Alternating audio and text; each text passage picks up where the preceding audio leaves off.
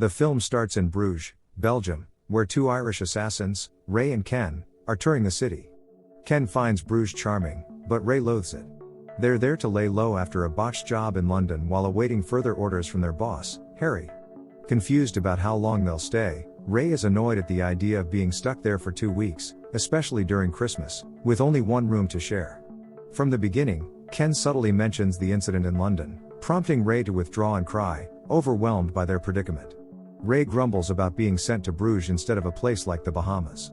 Ken proposes they start sightseeing by climbing a city tower, but Ray declines, clearly upset. Ken goes alone but is annoyed when he's short a coin for the €5 entrance fee, and the cashier refuses to let it go. Begrudgingly, Ken breaks a €50 bill to pay the fee. At the tower's summit, Ken enjoys the view and sees Ray below, mimicking a gun gesture at him, alluding to their profession as hitmen. In the square below, Ray is approached by a large American family inquiring if he's climbed the tower. Ray rudely refuses and implies they shouldn't due to their size. After a tense moment, Ray bluntly calls them bleeping elephants, prompting the father to chase him in vain.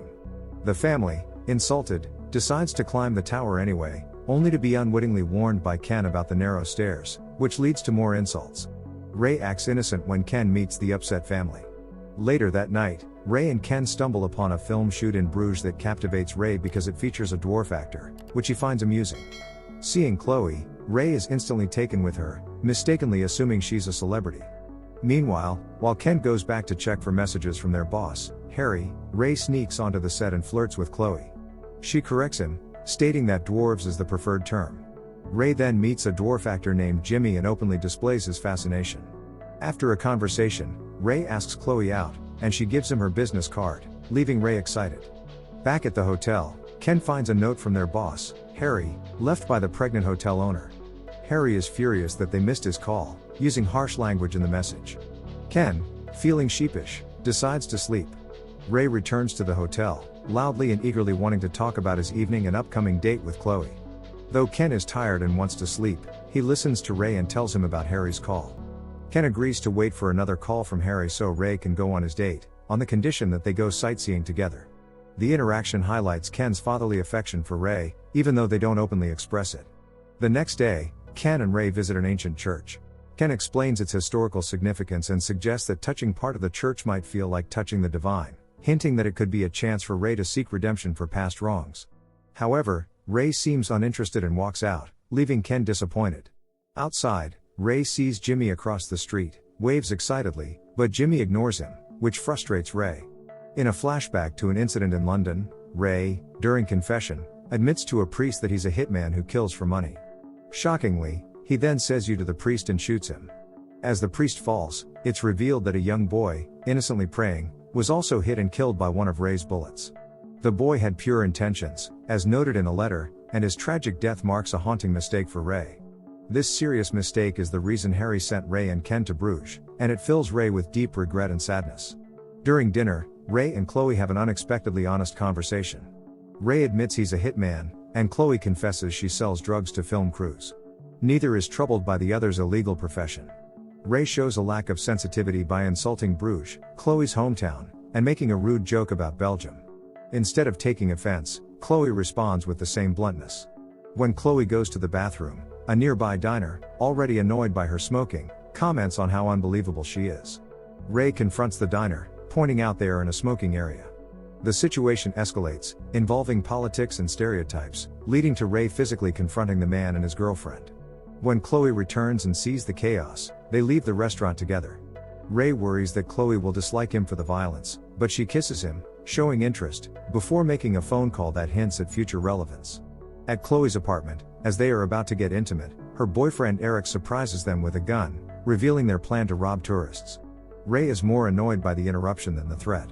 He learns that Chloe had no intention of robbing him, showing her feelings for him. Ray swiftly disarms Eric, discovering the gun only has blanks. He fires a blank at Eric's eye, causing pain but no serious injury. Eric's reaction is more pathetic than menacing. Chloe, still interested in Ray despite his involvement in a tragic incident, takes Eric to the hospital and subtly urges Ray to call her. Meanwhile, Harry calls Ken to check on Ray's whereabouts. Ken lies, claiming Ray is in the bathroom to cover up Ray's actual whereabouts, which is on a date. As Harry starts asking specific questions, their conversation shifts to the topic of Bruges.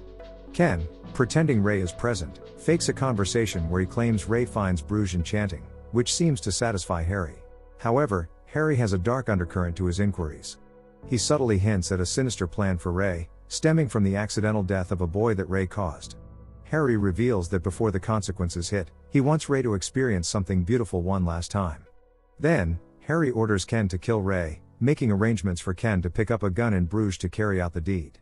Ken feels torn, aware of Ray's deep remorse and potential for change. Disturbed by these orders, Ken seeks solace by drinking Belgian beers at a local bar. There, he meets Jimmy and a prostitute. During their conversation, Ken learns Jimmy is American and the two engage in light banter. Ray eventually joins them, seeking answers from Jimmy about a previous incident, which Jimmy attributes to drug use. The group, including two prostitutes, end up in Jimmy's hotel room. The situation intensifies when Jimmy starts ranting about a racial apocalypse, provoking Ken. In response, Ken reveals he had a black wife who was murdered, highlighting his disdain for Jimmy's racist views. This incident paints Ken as a compassionate yet troubled individual. The evening concludes with Ken and Ray returning to their hotel, attempting to distance themselves from the disturbing discussion. Despite the turmoil, Ken collects the gun needed to fulfill Harry's orders. Moments later, he receives some awkwardly humorous advice from a quirky contact about selecting a secluded spot in the park for the murder. Irritated, Ken heads to the apartment where he discovers from the hotel owner about Ray's strange conduct and his kind act before going to the park, seemingly to take his own life. After finding Ray's suicide note, Ken rushes to the park and finds Ray on the brink of suicide. Ken prepares to shoot Ray from behind, while Ray points his own gun at his head, consumed by hopelessness. Upon witnessing Ray about to kill himself, Ken steps in, leading to a tense moment where Ray realizes Ken was also ready to end his life. They face the seriousness of their actions, and it's clear Ken can't bring himself to kill Ray or let him die by suicide. Ken urges Ray to leave Bruges and start fresh, hinting at redemption through saving someone else. He reveals Harry's plan for Ray's final days, bitterly ironic in a city Ray detests. Realizing the risk Ken is taking by sparing him, Ray is emotionally affected. Ken gives back the €200 to Ray, disarms him to prevent any further suicide attempt, and ensures he boards a train to safety. As Ray's train leaves, Ken decides to face Harry at the hotel, informing him about his decision to disobey. Ken proposes they meet in the square, expecting Harry's retribution. On the train, Ray thinks he's escaping Bruges until a steward accuses him of an alleged assault from the previous night, led by a disgruntled Canadian diner, not an American. Identified as the attacker, Ray is removed from the train and lands back in jail in Bruges. Chloe pays for Ray's release, and they enjoy a beer in the city center, unaware of Harry's arrival from London to confront Ken. Harry visits his gun contact, Eric's uncle, and finds Eric there, now permanently blind from a previous incident with a blank shot. Harry blames Eric for his poor situation, arguing it was caused by Eric's reckless behavior. Ray and Chloe are having a good time at an outdoor cafe when Jimmy, a dwarf actor, invites them to a movie set. They decline the invite, laughing at Jimmy's outfit. In the square, Harry finds Ken, who accepts his fate and suggests they head to the tower. They walk by Ray and Chloe without noticing them. At the tower, the guard/cashier denies them entry because of a recent event. Harry asks for a favor, but the guard firmly refuses. Expecting Harry's reaction, Ken steps aside as Harry violently attacks the guard.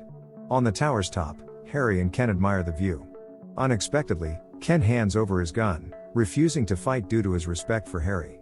Harry, touched by Ken's gesture, admits he can't shoot him. They then argue about Ray's fate, with Harry insisting Ray should have taken his own life for his mistake, while Ken believes in Ray's chance for redemption. Frustrated, Harry shoots Ken in the thigh, a non-fatal wound, as punishment for letting Ray get away. Nevertheless, Harry helps Ken down the tower steps. Meanwhile, Eric sees Chloe and Ray but decides not to join them. Eric informs Harry and Ken at the tower that Ray is back in Bruges. On hearing this, both Harry and Ken draw their guns, Ken to protect Ray and Harry to enforce his mandate. During the conflict, Harry shoots Ken in the neck, causing severe bleeding but not killing him instantly.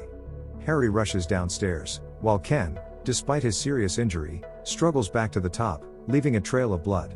In a desperate attempt to warn Ray through the fog, Ken drops coins from the tower to grab attention. The commotion catches the attention of onlookers, Ray and Chloe among them. Ken leaps off the tower, meeting a fatal end upon impact. Ray, seeing the fall, hurries to the severely injured Ken, too late realizing it's his friend. Dying, Ken tells Ray that Harry is in Bruges and to take his gun. Ray discovers the gun is broken from the fall and, needing a weapon, asks about Eric's gun. Ken passes away before responding. Harry arrives, finds Ken dead, and sees Ray running. Ray heads to the hotel, thinking the gun is there, pursued by Harry, who fires shots despite the crowd. Reaching the hotel, Ray grabs the room key and tells the pregnant owner to seek safety. He retrieves the gun upstairs and hears the owner confronting Harry downstairs. Touched by her courage, Harry pauses. Ray, worried for her, proposes they move their fight elsewhere. Awkwardly, they agree on a plan by the canal. Ray will jump into it from his room window while Harry aims to shoot him from a bridge. After a tense pause, Ray jumps into a passing boat, believing he's escaped, but Harry hits him in the stomach from the bridge. Wounded, Ray leaves the boat and tries to get away, with Harry chasing him. They enter the movie set where Jimmy's film is being shot, full of actors in strange costumes, creating an eerie setting. When Ray and Jimmy meet, Harry shoots Ray in the back, echoing an earlier moment with the priest. Ray's final words, "a little boy," reflect that tragedy before he reaches Jimmy, who, dressed in a childlike costume, is fatally hit by a stray bullet, his face damaged. Seeing Jimmy in a childlike costume, Harry mistakenly believes he's an actual kid and, following his rigid set of morals, takes his own life. In the closing scene, Chloe shouts in distress as Ray is lifted onto a stretcher and into an ambulance. Ray's narration ponders over concepts of the afterlife, heaven, hell, and purgatory, and he desperately hopes not to die in Bruges. Don't forget to subscribe and turn on the notification bell if you want to watch more videos like this. Thanks and see you again soon. Take care.